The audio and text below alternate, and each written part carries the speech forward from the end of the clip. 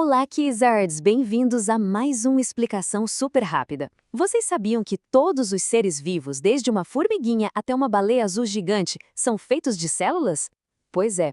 Mas elas não são todas iguais, não. Hoje a gente vai desvendar os dois tipos fundamentais de células, as procariontes e as eucariontes.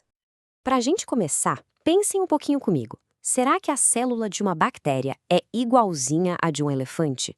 Bom, a resposta parece meio óbvia, né? Mas as diferenças são muito mais incríveis do que a gente imagina. E é exatamente isso que a gente vai explorar agora. Bora começar então com o primeiro time dessa disputa, a equipe procarionte. Pensa neles como se fossem os originais de fábrica, sabe? Os modelos mais antigos e mais simples de células que já apareceram no nosso planeta. E olha que legal, o próprio nome já entrega o maior segredo deles. Procarionte vem lá do grego. Pró quer dizer antes e carion significa núcleo. Juntando tudo, temos as células que vieram antes do núcleo. Guarda bem essa informação, porque ela é a chave de tudo. Ok, vamos ver então como é essa equipe. As células procariontes são as mais antigas e têm uma estrutura bem simples. Elas são sempre unicelulares, ou seja, o ser vivo inteiro é uma célula só, tipo as bactérias, e o mais importante de tudo, elas não têm um núcleo bonitinho, organizado e nem outras organelas complexas que são envolvidas por membranas. Tá, mas e o DNA, que é tipo o manual de instruções da célula? Onde ele fica? Nos procariontes, ele fica meio que solto, boiando no citoplasma. E tem outra curiosidade. O DNA deles geralmente é circular, bem diferente do nosso, que é linear. Agora, vamos conhecer o segundo time, a equipe eucarionte. Se os procariontes são os originais, os eucariontes são os especialistas. A estrutura deles é bem mais complexa e super organizada. E, de novo, o nome já conta a história toda. Em grego, eu significa verdadeiro. Então, eucarionte quer dizer, literalmente, núcleo verdadeiro. Já deu para sacar qual é a principal diferença para o outro time, né? Mas o que torna esse time tão especial? Primeiro, as células eucariontes são maiores e muito, mas muito mais complexas. Elas podem se juntar e formar organismos com muitas células, os pluricelulares, como nós, os animais e as plantas, mas também existem eucariontes de uma célula só, como os protozoários.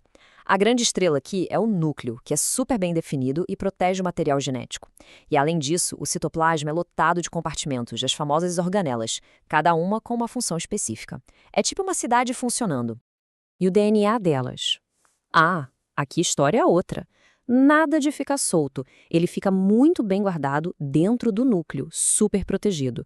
E ele ainda se organiza em estruturas lineares que a gente chama de cromossomos. É uma organização de primeiríssimo nível. E quem é que está nesse super time dos eucariontes? Basicamente, quase todos os seres vivos que a gente consegue ver por aí, e muitos outros que não. Plantas, animais, fungos como os cogumelos, algas e protozoários. Toda essa galera é formada por células eucariontes. Certo, agora que a gente já conhece os dois times, chegou a hora do confronto final. Vamos colocar as células procariontes e as eucariontes lado a lado para entender de uma vez por todas o que une e o que separa essas duas. Mas antes da gente focar só nas diferenças, vamos dar uma olhada no que elas têm em comum. Afinal de contas, as duas são células e compartilham algumas coisas básicas que definem o que é vida. Olha só, não importa o time, toda e qualquer célula precisa ter esses 4 componentes essenciais. Primeiro, uma membrana plasmática, que funciona como a portaria da célula, controlando o que entra e sai. Segundo, o citoplasma, que é aquele recheio gelatinoso. Terceiro, o material genético, o DNA. E por último, os ribossomos, que são umas maquininhas que produzem proteínas. E aqui está o nosso placar final. A diferença mais gritante é o núcleo. Nos procariontes não tem. Nos eucariontes, tem. Em relação às organelas, os procariontes têm basicamente só os ribossomos. Já os eucariontes, nossa, tem um monte, todas super complexas.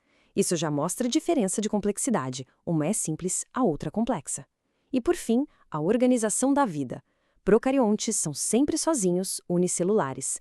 Já os eucariontes podem ser unicelulares ou formar organismos com muitas células. E o DNA? Circular e solto nos procariontes, contra linear e bem guardadinho nos eucariontes. Essa tabela resume tudo. Ufa, foi bastante informação, né? Mas agora vem a melhor parte, um resumo bem rapidinho e um quiz relâmpago para testar se tá tudo na ponta da língua. Preparados? Vamos lá! Se for para guardar uma única coisa de tudo que a gente falou, que seja este aqui. Procariontes são as células originais, as mais simples e sem núcleo organizado. Já as eucariontes são as especialistas, mais complexas e com um núcleo verdadeiro. Simples assim. Vamos lá, primeira pergunta. O que significa a palavra eucarionte? Tempo. E a resposta correta é letra C, núcleo verdadeiro.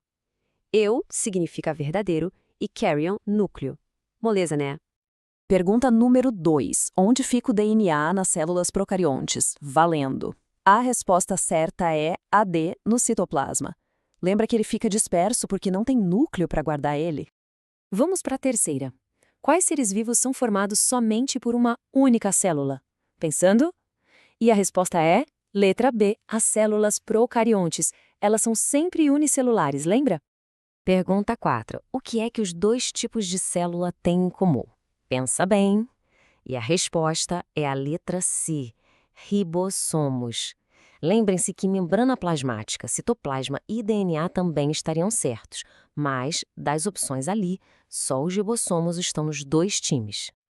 Última pergunta do nosso quiz. Qual é a principal, a maior diferença entre os dois tipos? Valendo. E acertou quem marcou a letra B.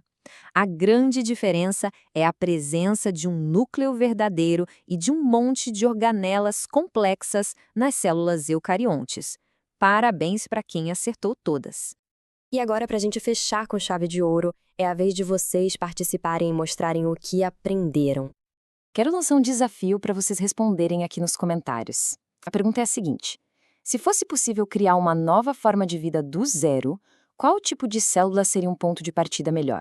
A procarionte, que é mais simples e super resistente, ou a eucarionte, que é mais complexa e especializada?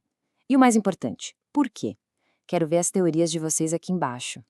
E é isso, Quizard. Espero de verdade que tenham gostado dessa viagem pelo mundo das células. Se este conteúdo ajudou a clarear as ideias, não se esqueçam de se inscrever no canal, ativar o sininho para não perder nenhum vídeo novo e, claro, deixar aquele like para fortalecer o nosso trabalho.